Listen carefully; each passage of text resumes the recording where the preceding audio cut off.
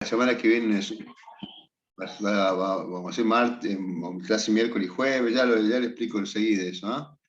Bueno, fíjense que le decía que en la 19.587, ya desde el capítulo 5, empieza el comentario, o comienza el comentario, sería la palabra correcta, comienza el comentario de cómo tiene que tener las instalaciones el trabajador para que no tenga ni accidente ni enfermedades.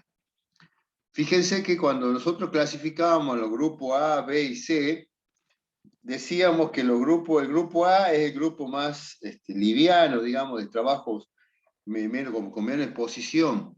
El grupo B, ¿cuáles son el grupo A? La parte administrativa, la gente que trabaja en oficina, en los home office. El grupo B es ya un grupo de riesgo, como el trabajador industrial, como el peón de campo. Y el C es el trabajador que tiene todos los riesgos. Ejemplo, la industria minería, la industria de minería. Entonces, fíjense que ya el capítulo 5 ya nos dice a nosotros proyección, instalación, ampliación y acondicionamiento y modificación. ¿Cómo tiene que estar el establecimiento, ¿no? Todo lo que es para el trabajador, el capítulo 5. Y fíjense que ya avanzamos un poquito porque este no es el tema de la materia. Fíjense que en el tema 6, o en el capítulo 6, provisión de agua potable. ¿Qué significa esta? Que todo trabajador necesita y debe tener un agua potable para su jornada laboral, o sea, para toda su jornada laboral. Tiene que ser apta para consumo humano, ese agua. Ese agua tiene que tener un examen físico, químico y bacteriológico para que, aprobado por un laboratorio de renombre o serio, para que ese agua pueda repartirse para ingerir o para el aseo personal. ¿Mm? Por eso, uno de los capítulos, o el capítulo 6, dice provisión del agua. De esa manera, todos los trabajadores, ya sea de cualquier actividad, necesita el empleador disponer o proveer de ese agua. Fíjense que pasa mucho en las fincas, donde acá en la ciudad de La Rioja o en el parque industrial, digamos que no tenemos ese problema o en las obras de la ciudad, porque Agua Riojana se encarga de darme ese agua segura, o sea, física, química y bacteriológicamente potable, o por lo menos tendría que ser así. Por la desconfianza, una cosa u otra, o para estar más seguro, muchas empresas para el agua, en esta época que vienen los calores, provee de los dispensers, ¿no? Los dispensers de agua o los filtros, que son dispositivos que aseguran que el agua es apta para el consumo humano. Entonces, pero como le decía yo en la finca, cuando saco una perforación, esa agua no es buena. Tiene que pasar mucho proceso para poder, quizá bacteriológicos, tengo que echarle cloro, clorinar el agua, por eso existen los clorinadores, para poder certificar que el agua está apta, ¿no? Y por lo general, si yo le doy un agua mala al trabajador, ese trabajador a la media mañana o a mitad de la jornada se tiene que retirar por los dolores de estómago. Entonces, yo necesito darle ese agua muy segura para que no le cause problemas de salud. Se da mucho en la época de la cosecha de la aceituna, en donde no tengo que dar agua a 10, 20, 30, tengo que dar agua a 400, 500 cosecheros. ¿Ah? Entonces, ahí es importante respetar esta normativa, porque justamente si no tenemos dispenser, por lo menos tenemos que proveer de un agua segura, certificando de un pozo y poniéndole un clorinador programable y hago el análisis de ese agua para que esté bien. Bueno, vamos al capítulo 5, vamos al 6, perdón, y pasamos el agua. Fíjense, el 7, yo voy a pasar rápidamente, si no nos vamos a quedar en esto. El capítulo, bueno, ahí da todos los datos el capítulo 7 es desagües industriales. Yo necesito, me ha hecho acordar una cosa de desagües industriales. En el parque industrial, hoy o ayer, desde ayer dice que ya no, hay una textil que está tirando todos los residuos por el medio de la calle. Una contaminación ambiental de lo que se imaginan, de lo peor, ¿no? Entonces, el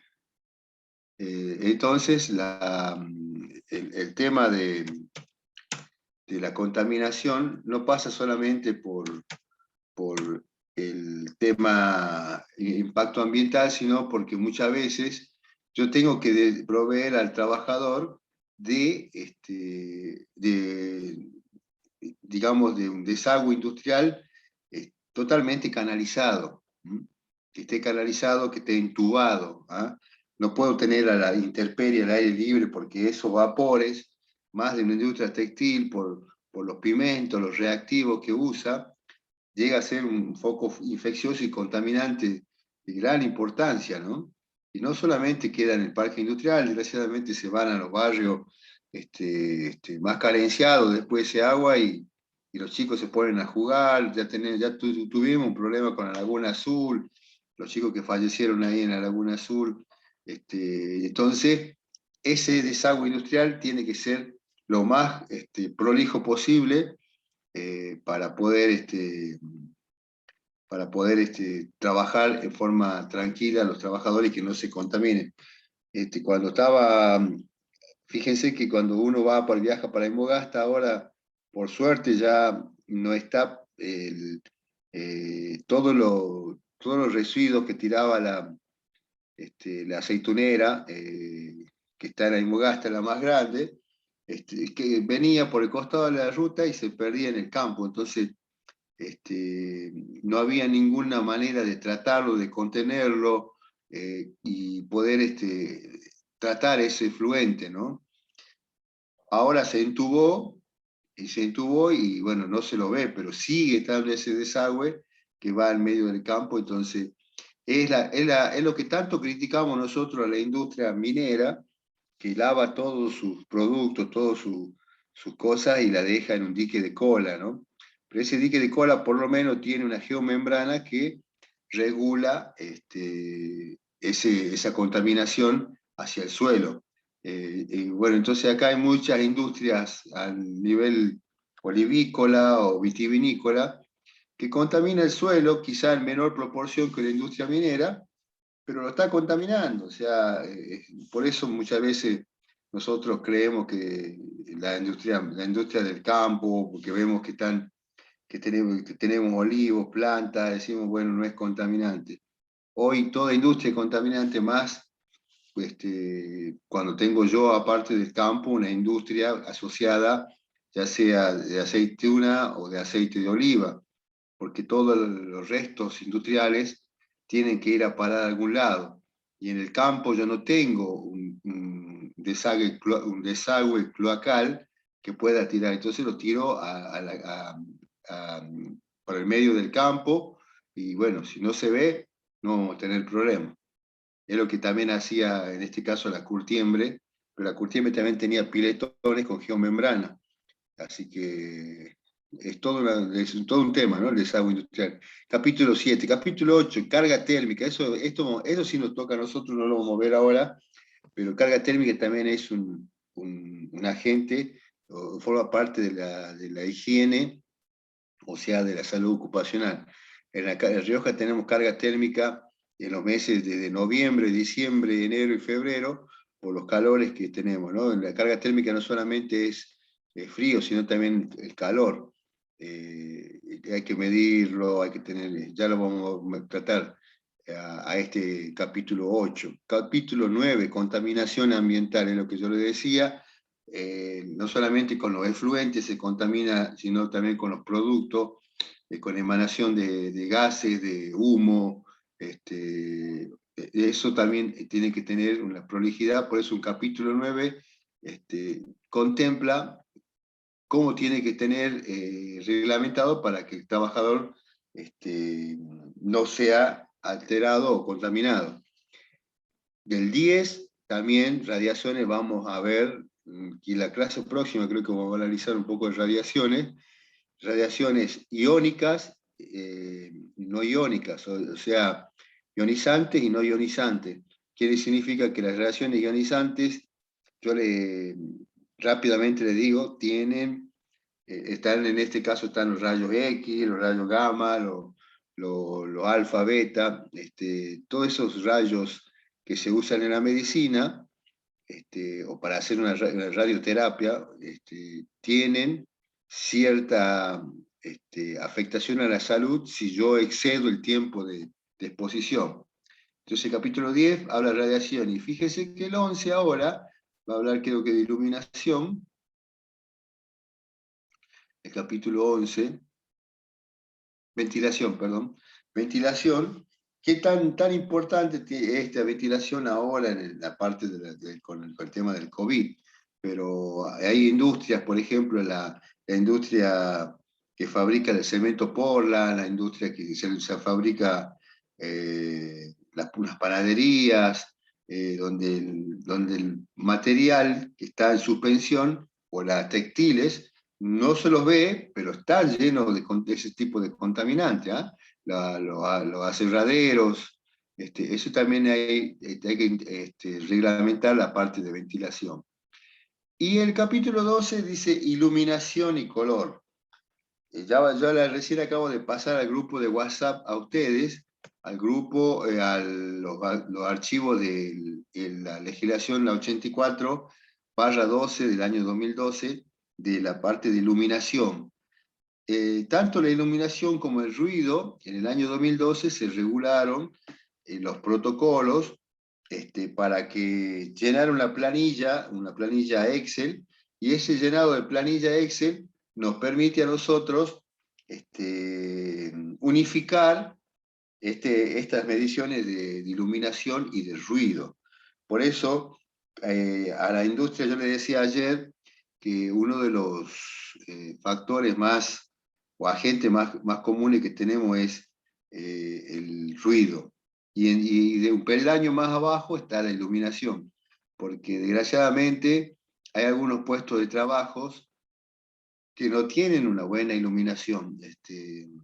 Los que trabajan en la intemperie, en el campo, sí, porque es la iluminación natural, pero los que están hacinados en una industria, están encerrados, y tienen maquinaria, y tienen un techo que no deja pasar la iluminación natural, están solamente con la iluminación artificial, o puede ser mixta también, natural y artificial, y de esa manera, esa contaminación, esa falta de iluminación provoca cansancio, provoca malestar y provoca accidente.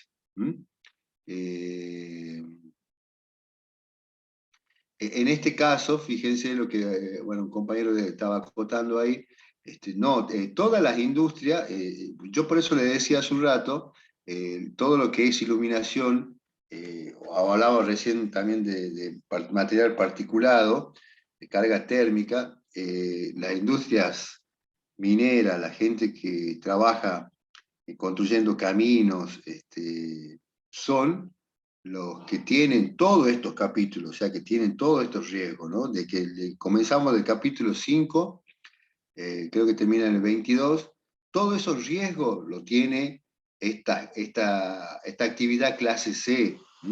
La actividad clase B tiene algunos de los que estamos mencionando, y después la clase A tiene muy poco, ¿no?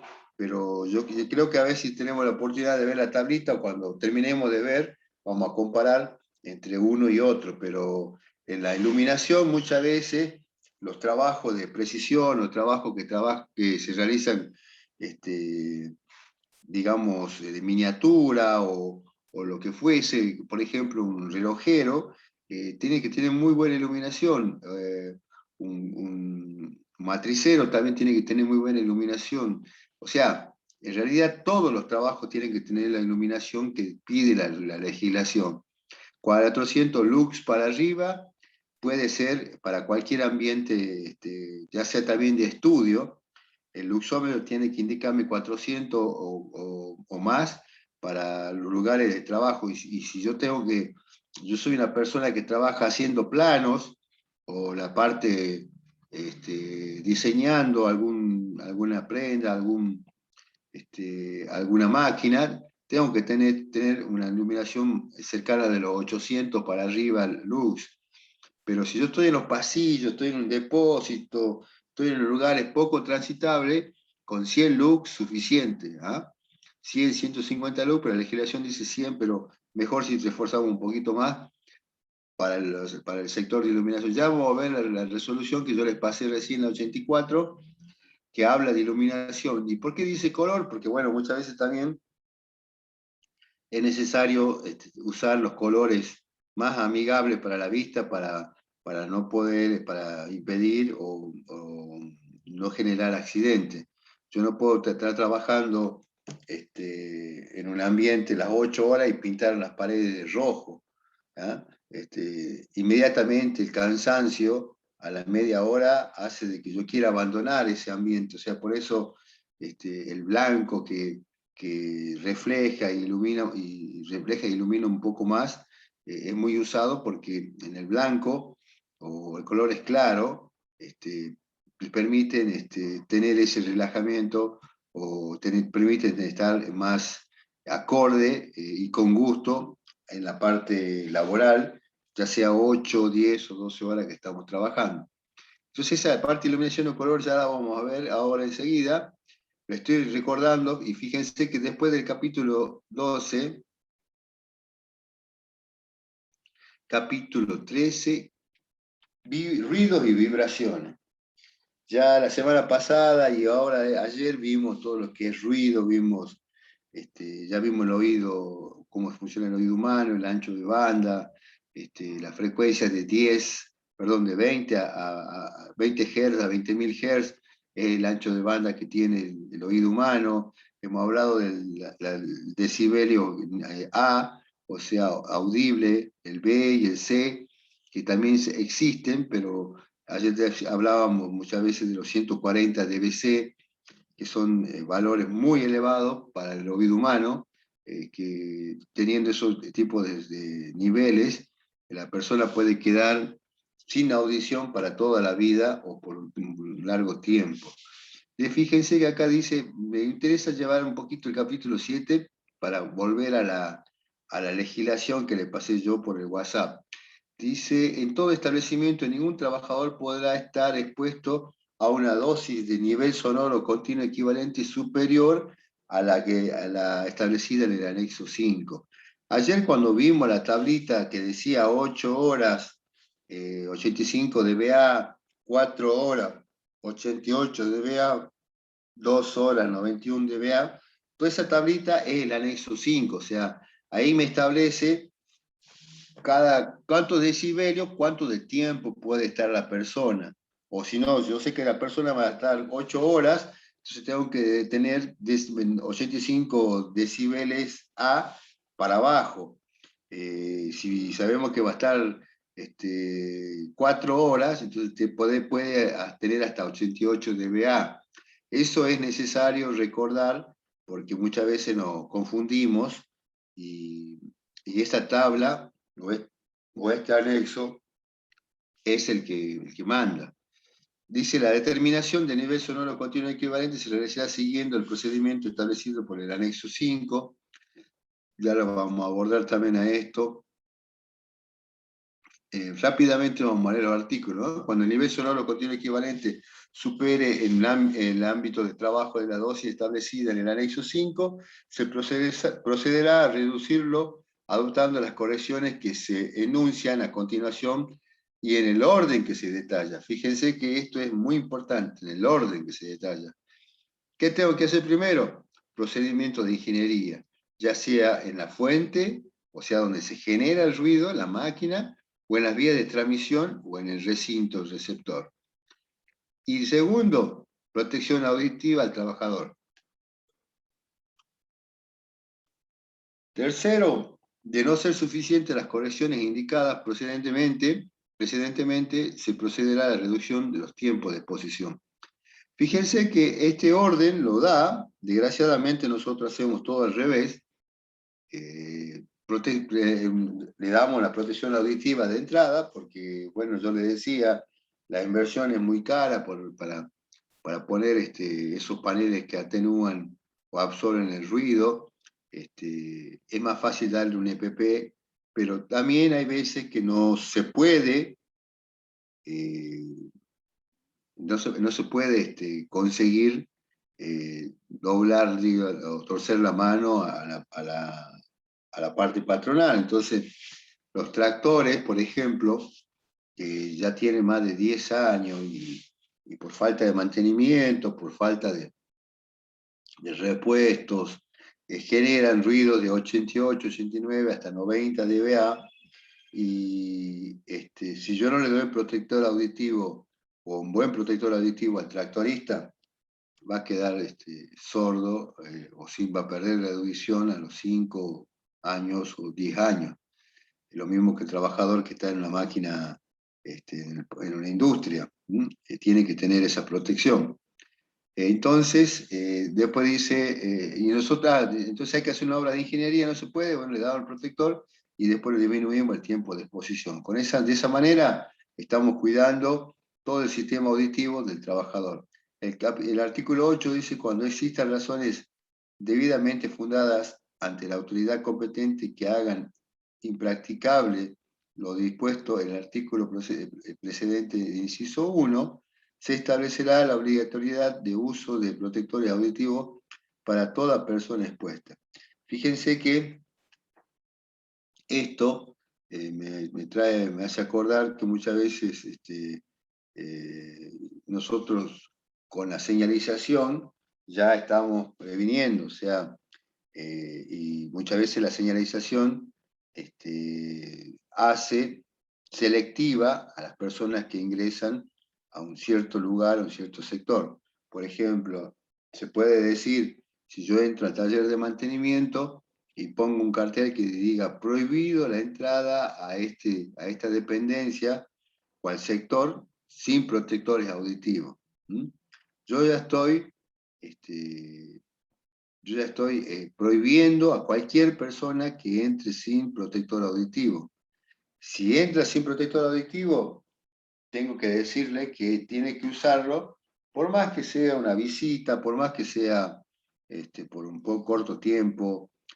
Muchas veces nosotros, por ejemplo, en la higiene y seguridad, decimos, no, si vamos a dar una recorrida nomás y ya nos vamos, no. Nosotros tenemos que dar el ejemplo, tenemos que usar el protector auditivo, tenemos que usar el casco, tenemos que usar la ropa de trabajo, tenemos que usar los zapatos de seguridad. Nosotros damos el ejemplo y el ejemplo después ellos, los trabajadores, lo copian y siguen una estructura, pero si nosotros no usamos los protectores, no lo usa el supervisor, no lo usa el jefe de planta, entonces, ¿qué pasa? Que hay una diferencia, o sea, a ellos no les ataca, a nosotros sí, o no les incide, sí, a ambos, pero debemos ser más prolijos en ese tema, ¿no? Después dice las características constructivas del establecimiento y las que posean los equipos industriales y al instalarse de ellos deberán ser consideradas conjuntamente con las construcciones y las modificaciones estipuladas. Bueno, todo esto es la parte constructiva o la parte edilicia que necesitamos contemplar y que coincida las recomendaciones para poder, para poder disponer del trabajador en el ambiente laboral más tranquilo, o más seguro. Fíjense que acá dice, ahora dice, la atenuación de los dichos equipos deberá ser certificada por organismos oficiales. Vamos acá a los 85 dB, y entre paréntesis A.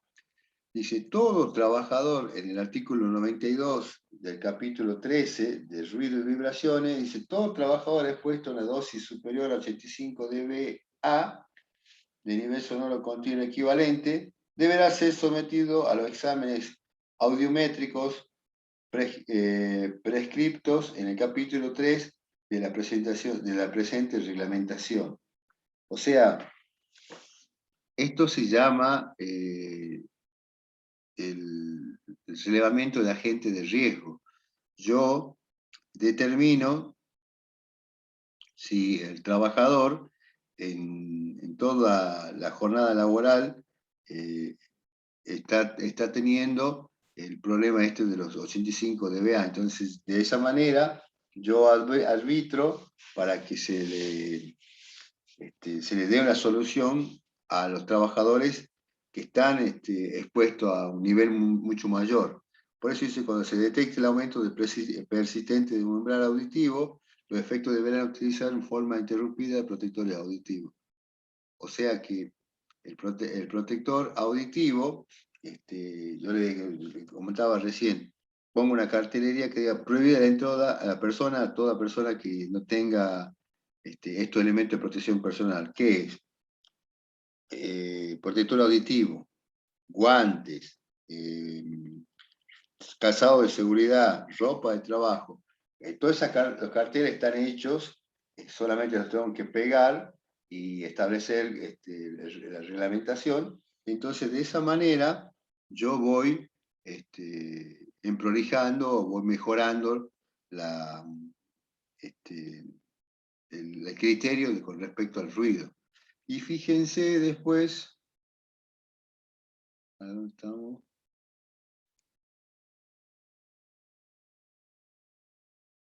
Fíjense, bueno, antes que veamos cómo se detecte el aumento persistente del umbral auditivo, los afectados deberán utilizar en forma interrumpida el protector auditivo. Yo sí o sí necesito dar protector auditivo, ya sea los endaurales o los de copa, ¿no? O ambos, muchas veces se utiliza ambos, tanto el endaural como el de copa.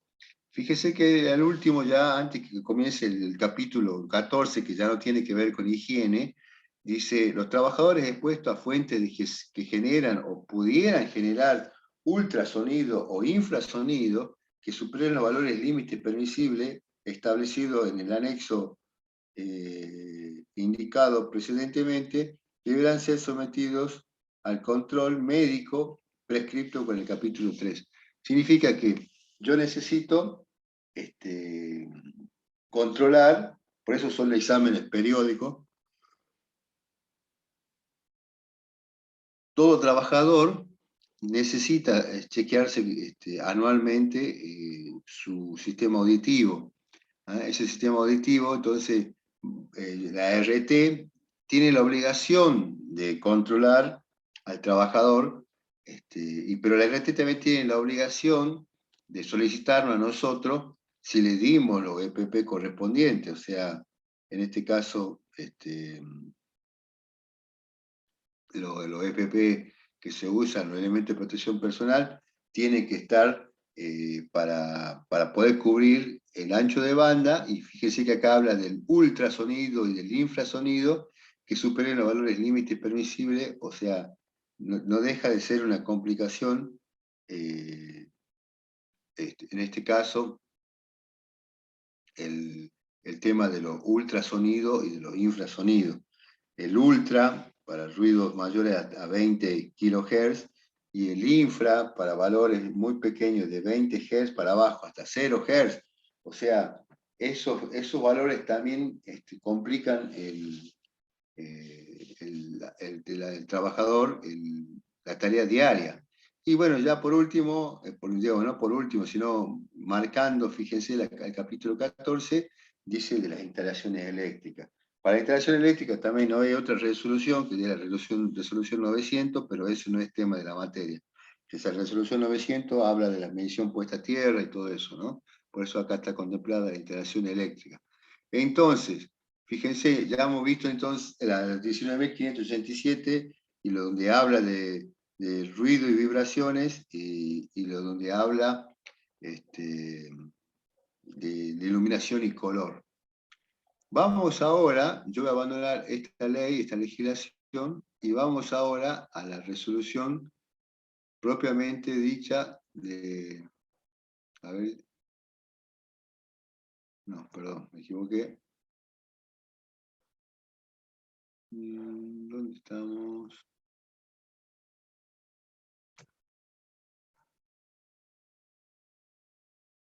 A ver.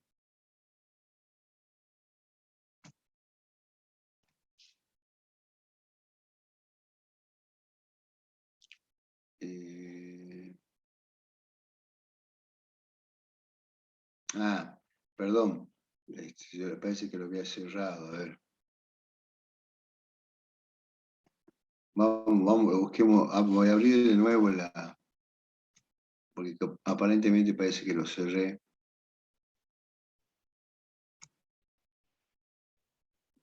Yo le decía que le mandé a su grupo de WhatsApp la resolución 85, yo le hago clic a la resolución 85 que habla del protocolo de ruido. Después vamos a ver el protocolo de la iluminación. Ahí está abriendo. A ver.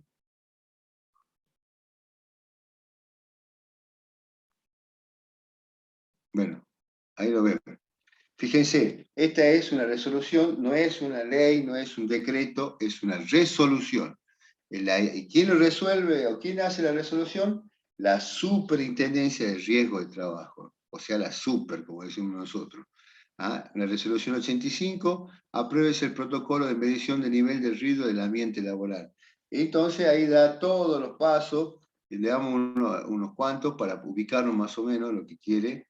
Dice, visto que el expediente va a Superintendencia de Riesgo de Trabajo, el inciso apartado 2.1.3 de riesgo de trabajo establece uno de los objetivos fundamentales del sistema creado por dicha norma, es la reducción de siniestralidad a través de la prevención de riesgos derivados del trabajo.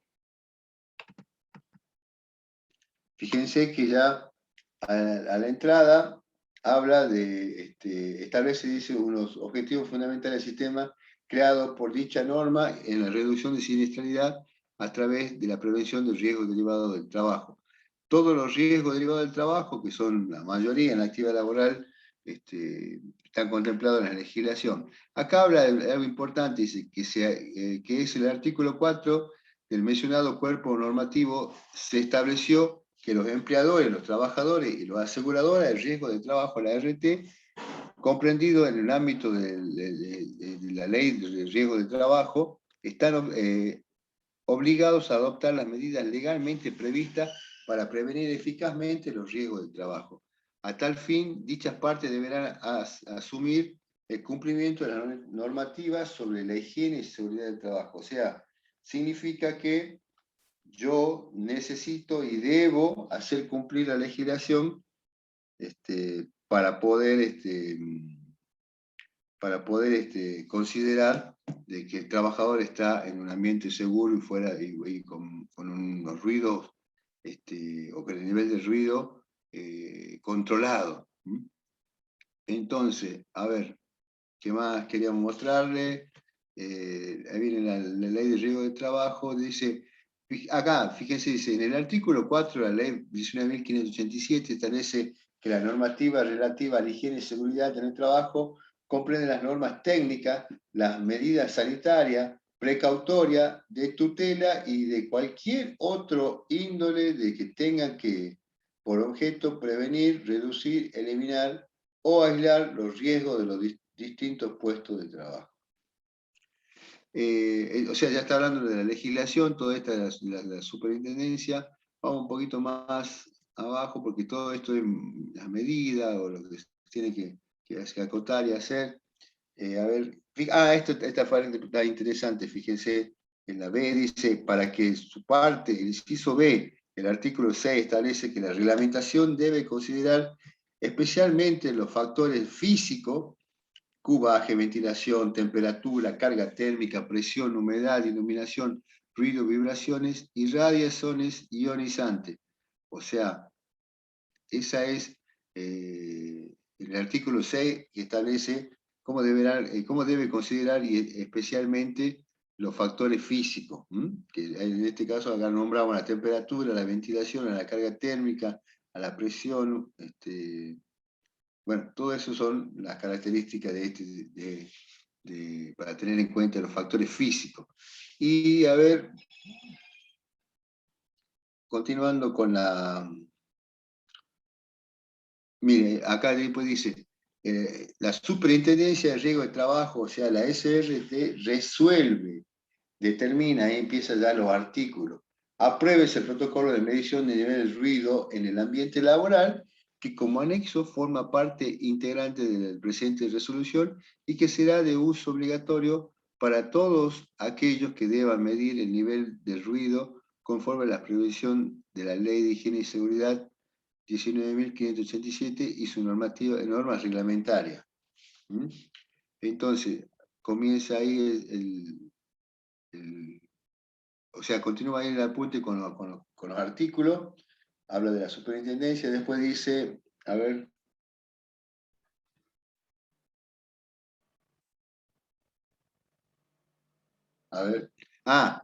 fíjense lo que muestra acá, por razón saltaba y no entendía yo. Ahí está. Termina los artículos.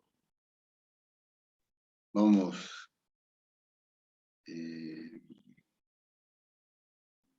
A ver, un segundito.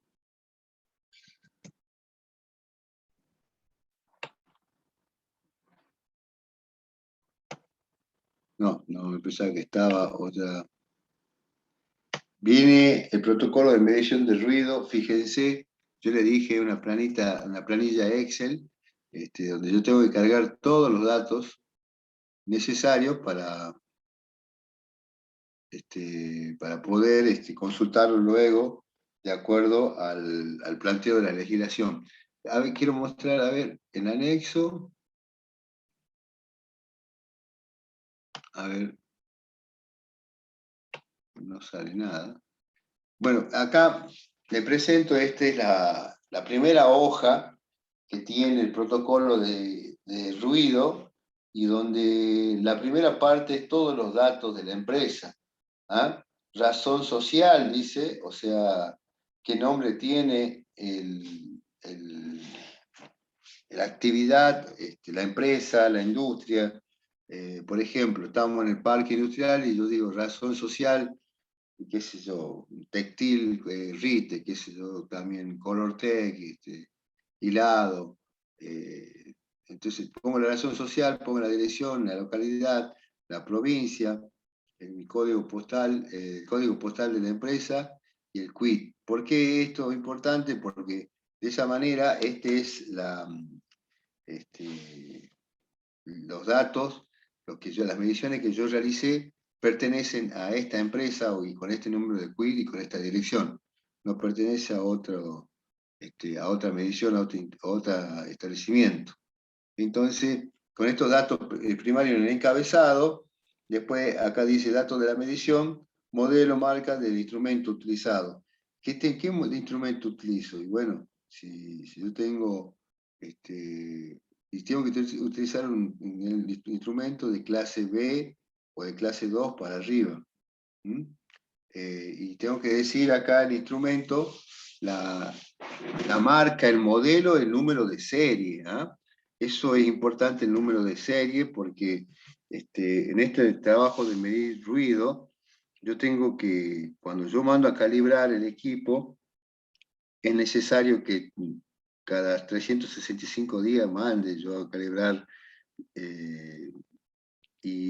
porque la única manera de ser directo para confiar la medición es que el instrumento que se está utilizando, que se está aplicando, es de los mejores, ¿no? Que están digamos, con la categoría, con categoría B o 2, y están controlados y chequeados periódicamente. Después dice la fecha del certificado de calibración, ahí dice, bueno, se vence que tal día, tal otro, la fecha de que se realiza la medición, cuánto tiempo me tomó medir el ruido y la iluminación, el ruido en realidad, perdón. Bueno, el horario, la descripción de las condiciones normales, como es importante detallar muchas veces la temperatura que se está haciendo, o que está haciendo cuando yo estoy haciendo la medición, porque pueden modificar o pueden alterar muchas veces resultados, ¿no? Estas condiciones de medio ambiente. Después descritas las condiciones de trabajo en el momento de la medición, certificado de calibración y plano de croquis, dice, el certificado de calibración lo puedo adjuntar, puedo poner descripción de lo que se ajustará en la medición, certificado de calibración por adjuntar o ajustable. O puedo poner el certificado de calibración, se anexa al certificado. Y plano croquis es el croquis que yo tengo que hacer de dónde estoy tomando yo la medición. Si estoy en el tractor, no es lo mismo tomarlo al costado del tractor, en la parte del asiento, en la parte de la toma de fuerza, el TDF que se le llama. O sea, no es lo mismo, por más que sea la misma máquina, que yo vaya dando vuelta a la vuelta alrededor de la máquina, entonces voy a tener valores también distintos. Bueno, a ver. Veamos, está inclinada la tabla número, el protocolo, el anexo, la hoja 2. Fíjense, a ver si podemos. Me voy a achicar un ratito a la imagen para que la veamos completa.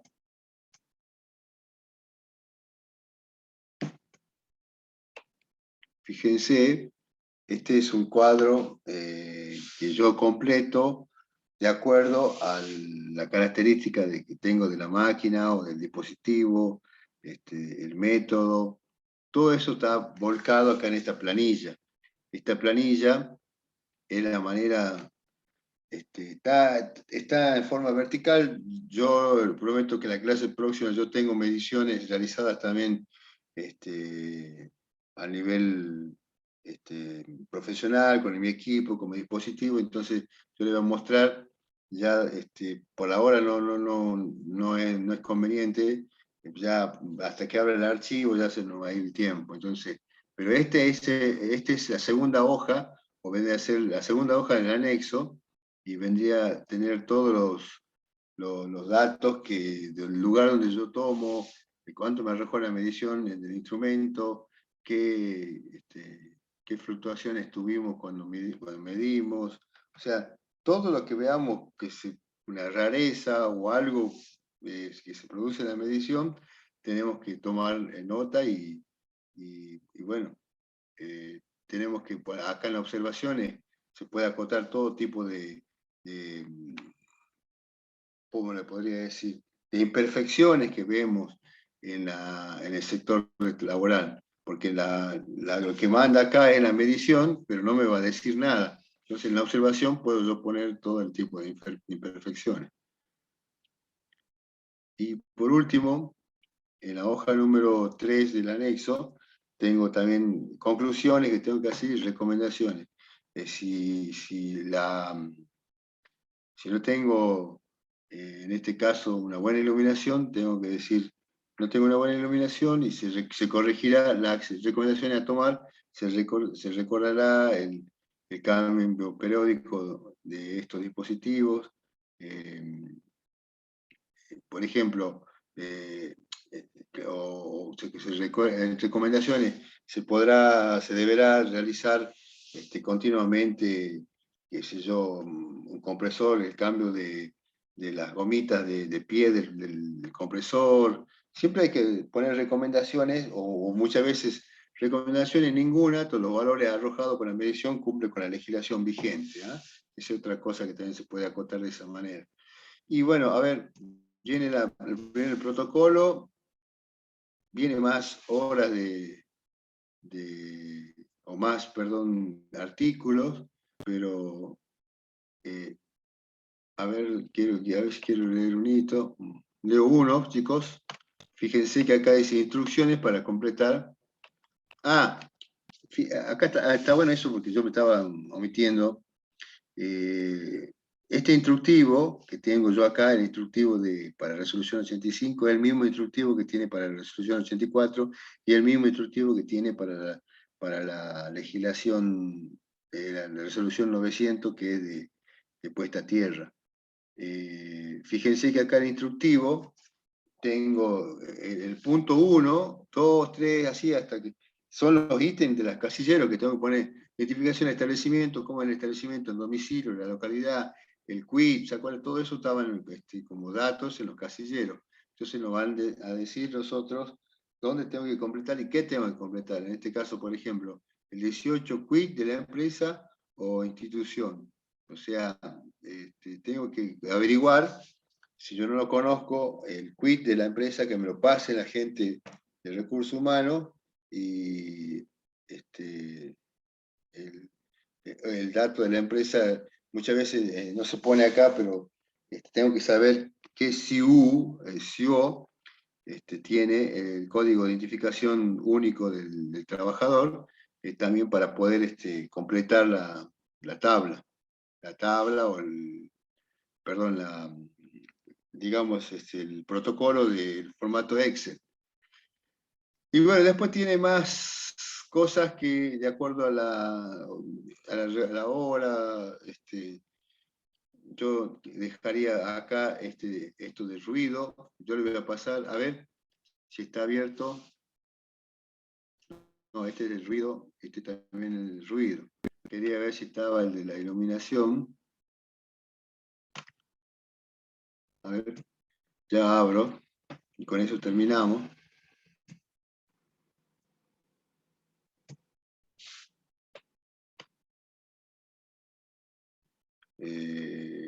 ¿Dónde estamos? Ah, perdón. Fíjense que, a ver si está acá.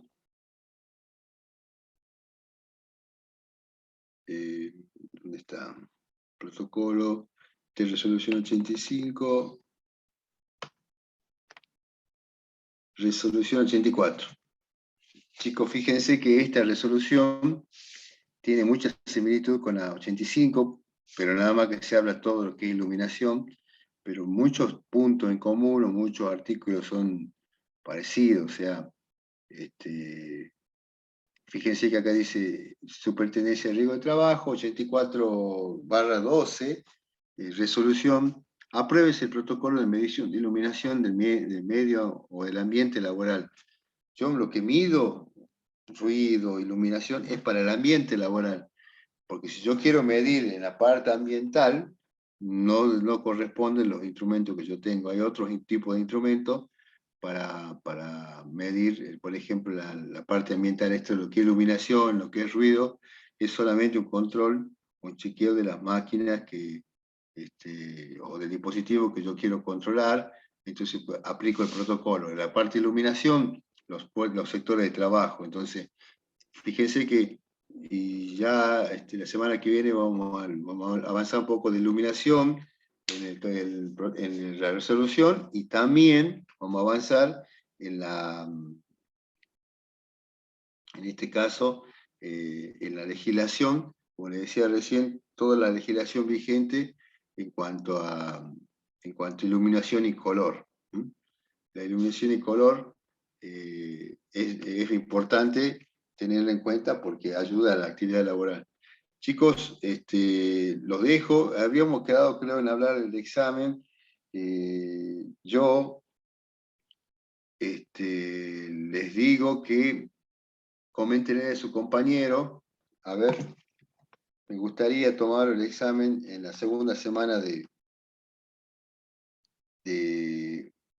octubre. A ver, te digo cuándo. ¿Dónde estamos? La semana de octubre, La que viene ya es la primera semana, entonces la segunda me interesaría tomarles, fíjense, en la semana del 12 y 13, martes y miércoles.